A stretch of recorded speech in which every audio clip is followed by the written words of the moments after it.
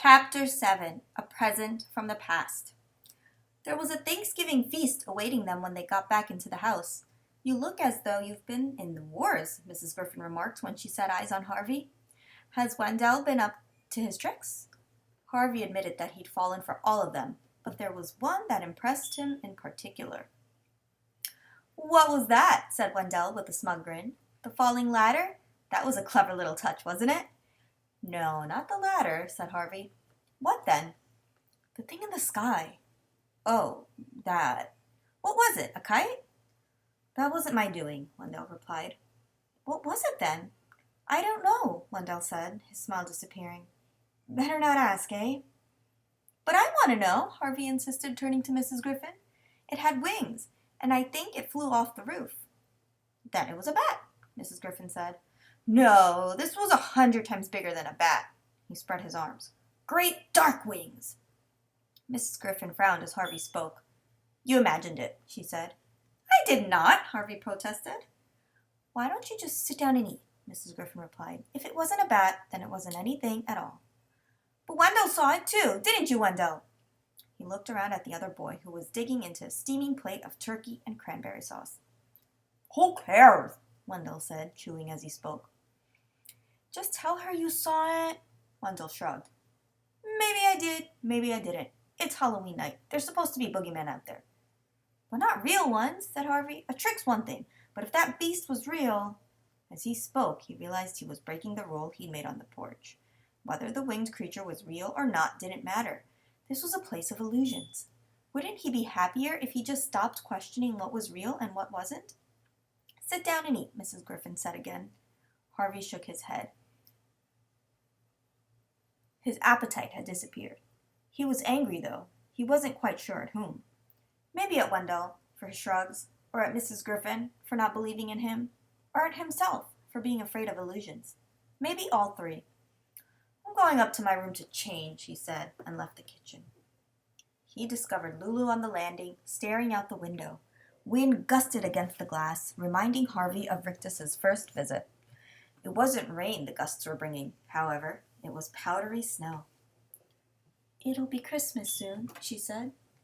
"Will it?" "There'll be presents for everyone. There always are. You should wish for something." "Is that what you're doing?" She shook her head. "No," she said. "I've been here so long I've got everything I ever wanted. Would you like to see?"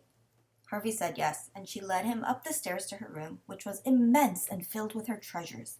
She obviously had a passion for boxes.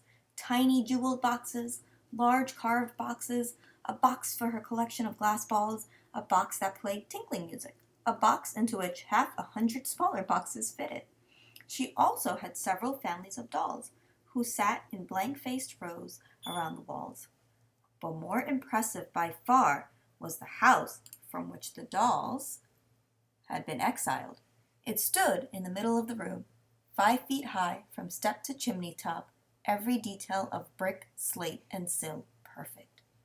"This is where I keep my friends," Lulu said, and opened the front door. 2 bright green lizards came out to greet her, scurrying up her arms onto her shoulders. "The rest are inside," she said. "Take a look." Harvey peered through the window and found that every perfect room in the house was occupied. There were lizards lounging in the beds, lizards snoozing in the baths, lizards swinging from the chandeliers. He laughed out loud at their antics. "Aren't they fun?" Lulu asked. "Great," he replied. "You can come up and play with them any time you want." "Thanks." "They're really very friendly. They only bite when they're hungry. Here." She plucked one off her shoulder and dropped it into Harvey's hands. It promptly ran up and perched on his head, much to Lulu's amusement. They enjoyed the company of both the lizards and each other for a long while, until Harvey caught a glimpse of his reflection in one of the windows and remembered what a sight he was. "I'd better go and wash," he told Lulu. "I'll see you later." Something happened to it. "Just press play. Go away."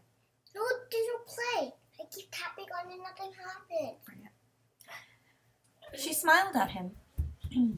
"I like you, Harvey Swick," she said. Her honesty made him honest. "I like you too," he told her. Then, his expression darkening, he said, "I wouldn't want anything to happen to you." She looked puzzled. "I saw you at the lake," he said. Did you? She replied. I don't remember. Well, anyway, it's deep. You should be careful. You could slip and fall in. I'll be careful, she said as he opened the door. We fixed it. Oh, and Harvey? Yes? Don't forget to wish for something. What shall I ask for? He wondered as he washed the dirt off his face. Something impossible, maybe, to see just how much magic the house possessed. A white tiger, perhaps. A full-size Zeppelin? A ticket to the moon? The answer came from the depths of his memory. He'd wished for a present that he'd been given and lost a long time ago. A present that his father had made for him, which Mr. Hood, however much he might want to please his new guest, would never be able to duplicate. The Ark, he murmured.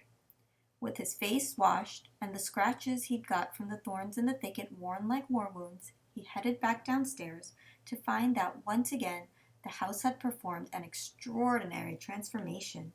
A Christmas tree, so tall that the star at its summit pricked the ceiling, stood in the hallway, the colors of its twinkling lights seeping into every room. There was a smell of chocolate in the air, and the sound of carols being sung. In the living room, Mrs. Griffin was sitting beside a roaring fire, with Stu Cat purring on her lap. Wendell's gone outside, she told Harvey. There's a scarf and gloves for you by the front door. Harvey went out onto the porch. The wind was icy, but it was already clearing the snow clouds, leaving the stars to shine down on a perfect white carpet. Not quite perfect. A trail of tracks led down from the house to the spot where Wendell was building a snowman. Coming out? He hollered to Harvey, his voice as clear as the bells that were ringing through the crisp air. Harvey shook his head. He was so tired, even the snow looked comfortable. Maybe tomorrow, he said. It'll be back tomorrow, won't it? Of course, Wendell yelled. And the night after, and the night after. Harvey went back inside to look at the Christmas tree. Its branches were hung with strings of popcorn and cranberries, with colored lights and baubles and soldiers in gleaming silver uniforms. There's something under there for you, Mrs. Griffin said, standing at the living room door. I hope it's what you want, sweet. Harvey knelt down and pulled a parcel with his name on it out from under the tree. His pulse quickened before he even opened it, because he knew from its shape and from the way it rattled that his wish had been answered. He pulled at the string, remembering as he did so how much littler his hands had been the first time he'd held this gift. The paper tore and fell away, and there, shiny and new, was a painted wooden ark. It was a perfect copy of the one his father had made, the same yellow hull, the same orange prow, the same wheelhouse with holes in its red roof for the giraffes to put their heads through, the same lead animals, all in pairs, snug in the hold or peering through the portholes, 2 dogs, 2 elephants, 2 camels, 2 doves, all these and a dozen more. And finally, the same little Noah with his square white beard and his fat wife, complete with apron. How did he know? Harvey murmured. He hadn't intended the question to be heard, much less answered, but Mrs. Griffin said, Mr. Hood knows every dream in your head. But this is perfect, Harvey said in amazement. Look, Dad ran out of blue paint when he was finishing the elephants, so one of them has blue eyes and the other one has green eyes. It's the same. It's exactly the same. Does it please you then? Mrs. Griffin asked. Harvey said it did, but that wasn't entirely the truth. It was eerie to have the ark back in his hands when he knew the real one had been lost, as though time had been turned on its heels and he was a little kid again. He heard Wendell stomping the snow off his feet at the front door and was suddenly embarrassed to have such a childish present in his hands. He gathered it up in its wrapping and hurried away upstairs, intending to head back down for some supper. But his bed looked too welcoming to be refused, and his stomach quite full enough for one night, so instead he closed the curtains on the gusty night and laid his head down on his pillow. The Christmas bells were still ringing on some distant steeple, and their repetition lulled him into sleep.